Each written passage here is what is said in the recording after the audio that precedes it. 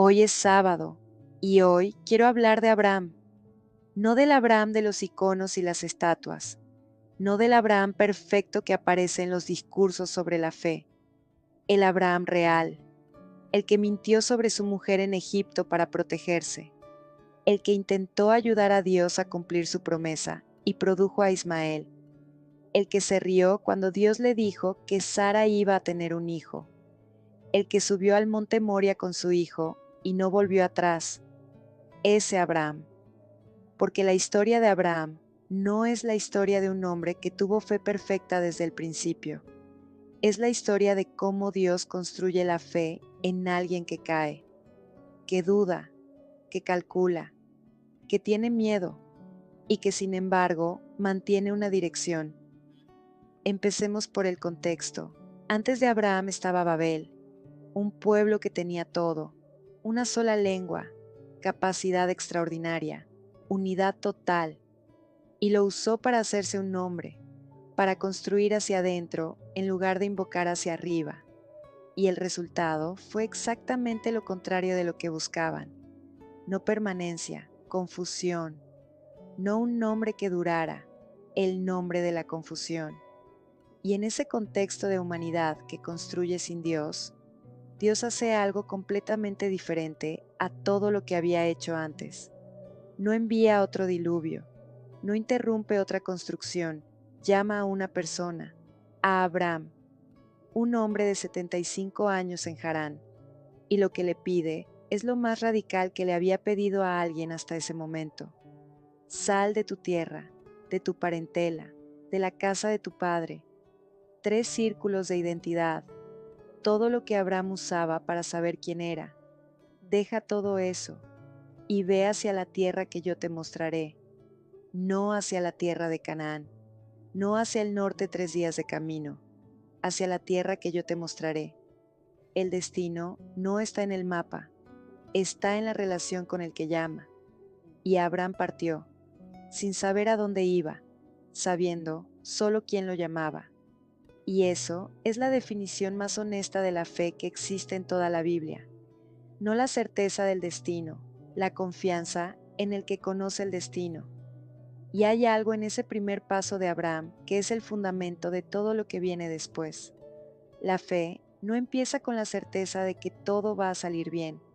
Empieza con el paso dado en la dirección del que llama, sin el mapa completo, sin la garantía de las circunstancias, solo con la palabra del que prometió. Y entonces llega a Egipto, la primera prueba real después del llamado, hambre. Y Abraham baja a Egipto sin consultar a Dios, y en cuanto llega tiene miedo y miente. Di que eres mi hermana. Y esto es lo que me parece el detalle más importante de toda la historia de Abraham, para las personas que están aprendiendo a caminar con Dios. El mismo hombre que dejó todo por una promesa, tiene miedo y miente en la primera prueba real, no una prueba espiritual abstracta, hambre concreta.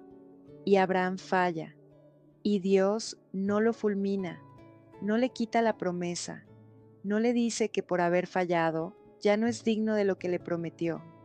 Protege a Sara sin que Abraham lo merezca, sin que Abraham lo pidiera, sin que Abraham siquiera supiera qué estaba pasando. Y eso establece algo que es fundamental para entender la fe bíblica. La promesa de Dios no depende de la perfección del que la recibe, depende de la fidelidad de Dios. Abraham falló en Egipto y la promesa siguió activa. Y después la generosidad con Lot, que me parece la primera señal real de que la fe de Abraham está produciendo algo en él. Cuando hay conflicto entre sus pastores y los de Lot, Abraham le da a Lot la primera elección. No calcula, no pelea, no insiste en su derecho. ¿No está toda la tierra ante ti? Si vas a la izquierda, yo iré a la derecha. Tú primero. Y eso no es ingenuidad. Es el resultado de creer genuinamente en la promesa de Dios. El que genuinamente cree que Dios proveerá, no necesita aferrarse a lo que tiene, ni pelear por la mejor parte. Puede soltar, porque sabe que lo que Dios prometió no depende de que Él elija primero. Y después de que Lot se va, Dios le dice a Abraham: levanta los ojos y mira, todo lo que ves te lo daré a ti y a tu descendencia para siempre. Lo que Lot eligió con sus ojos, Dios se lo da a Abraham como regalo. La diferencia no fue la elección humana, fue la fuente de la provisión y la alianza del capítulo 15, que es el momento más solemne de toda la historia de Abraham. Abraham prepara los animales, los parte, los pone en dos filas y cae en un sopor profundo, y una antorcha de fuego pasa entre los animales partidos. Solo la antorcha, no Abraham, solo Dios. En el ritual de la alianza en el mundo antiguo, las dos partes caminaban entre los animales partidos. Las dos asumían la responsabilidad de cumplir lo prometido, y Dios firma por las dos partes. Abraham estaba dormido cuando se firmó la alianza que definió su vida, y eso es quizás la declaración más extraordinaria sobre la gracia en todo el Antiguo Testamento. La promesa sigue activa aunque estuvieras dormido cuando se firmó. No depende de que la merezcas, no depende de que la hayas pedido, no depende de que hayas estado despierto en el momento crucial, depende de que Dios la firmó, y lo que Dios firma no tiene apelación. Y entonces el capítulo 16, el momento donde la fe de Abraham y Sara produce exactamente lo contrario de lo que buscaba. Sara lleva años esperando la promesa, y la espera se convierte en una interpretación. El Señor me ha impedido tener hijos. No, el Señor todavía no cumplió la promesa. El Señor me ha impedido. Y desde esa interpretación actúan, con la solución culturalmente disponible, razonable, sin maldad obvia.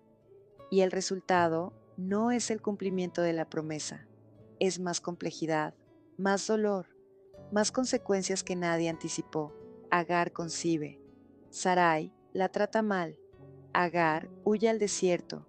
Y aquí está algo que atraviesa toda la semana como una constante.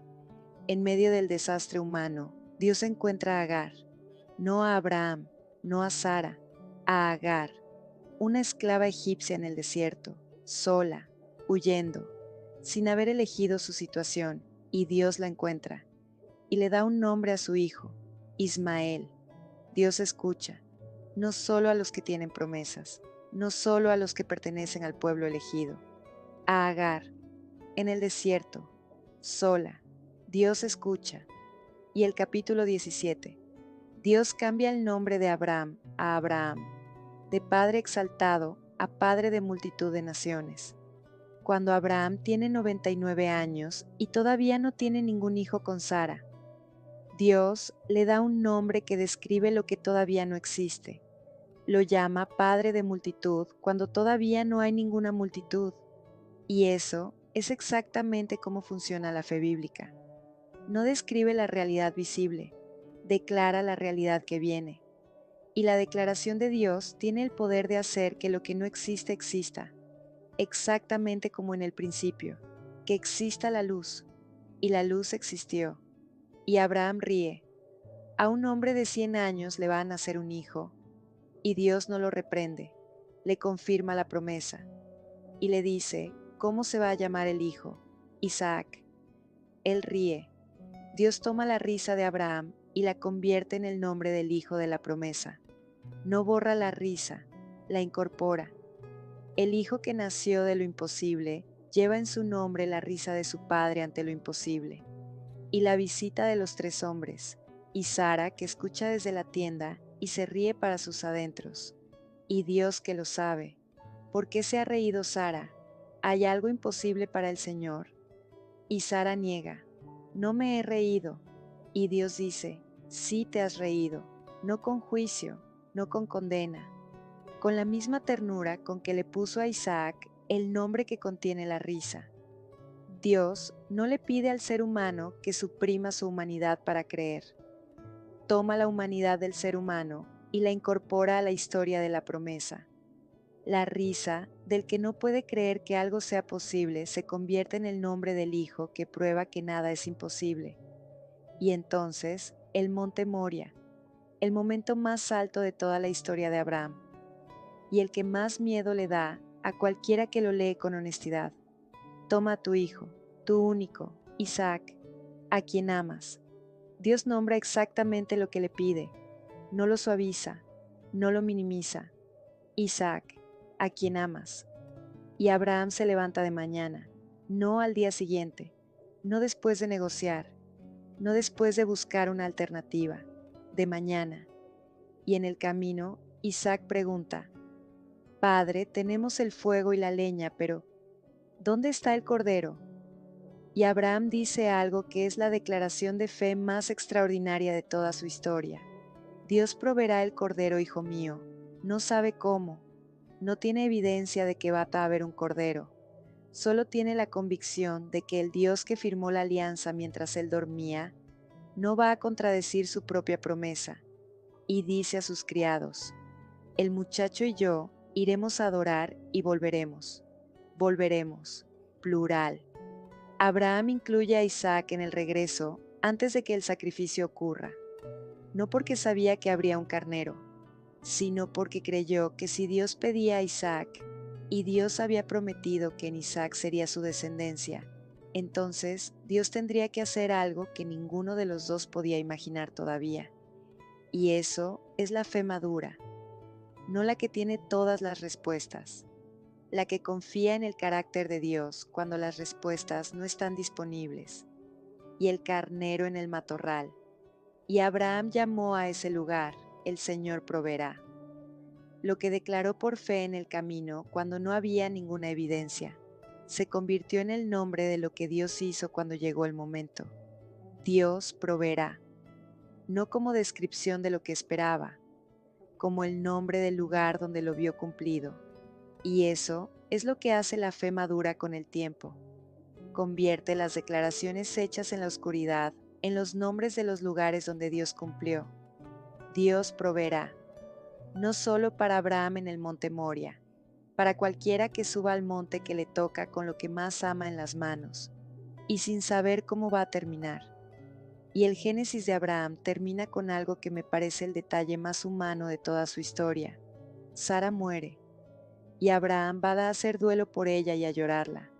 El hombre que caminó con Dios durante décadas, que dejó su tierra, que negoció con reyes, que subió al monte Moria. Ese hombre llora a su mujer. La fe genuina no elimina el dolor, no hace al ser humano impermeable a la pérdida, no convierte el duelo en algo que se supera rápido con suficiente oración. Abraham lloró, y la Biblia lo registra sin vergüenza. El duelo no es falta de fe, es amor que ya no tiene a dónde ir. Y después de llorar, Abraham se levanta y compra un lugar digno para enterrar a Sara, insistiendo en pagar el precio justo, no queriendo deber nada a nadie. El mismo carácter que rechazó el botín del rey de Sodoma, el mismo que dio a Lot la primera elección, el mismo que dijo Dios proveerá en el monte Moria, consistente hasta el final. Y eso es lo que me parece el regalo más profundo de toda la historia de Abraham. No que fue perfecto, no que nunca cayó, sino que la dirección se mantuvo. El mismo Abraham que mintió en Egipto subió al monte Moria. El mismo que produjo a Ismael dijo: Dios proveerá. El mismo que se rió ante lo imposible vivió para ver el cumplimiento de lo imposible. La fe no es la ausencia de caídas, es la dirección que se mantiene aunque se caiga. Y eso es lo que hace posible que el final de la historia de Abraham sea diferente al principio. No porque Abraham fue mejorando linealmente sin errores, sino porque cada vez que cayó, Dios lo levantó, y Abraham siguió en la dirección. Y la fe que llega al monte Moria no es la fe del que nunca tuvo miedo, es la fe del que tuvo miedo muchas veces y siguió caminando de todas formas. La frase que te llevas hoy es esta: Abraham mintió, dudó, se rió, intentó ayudar a Dios con sus propias manos, y aún así Dios lo llamó Padre de la Fe, no porque fue perfecto, sino porque la dirección se mantuvo. Dios proveerá no es una frase de alguien que nunca tuvo miedo, es la frase de alguien que tuvo miedo y siguió caminando de todas formas. Una vez más despacio. Abraham mintió, dudó, se rió, intentó ayudar a Dios con sus propias manos, y aún así, Dios lo llamó Padre de la Fe, no porque fue perfecto, sino porque la dirección se mantuvo.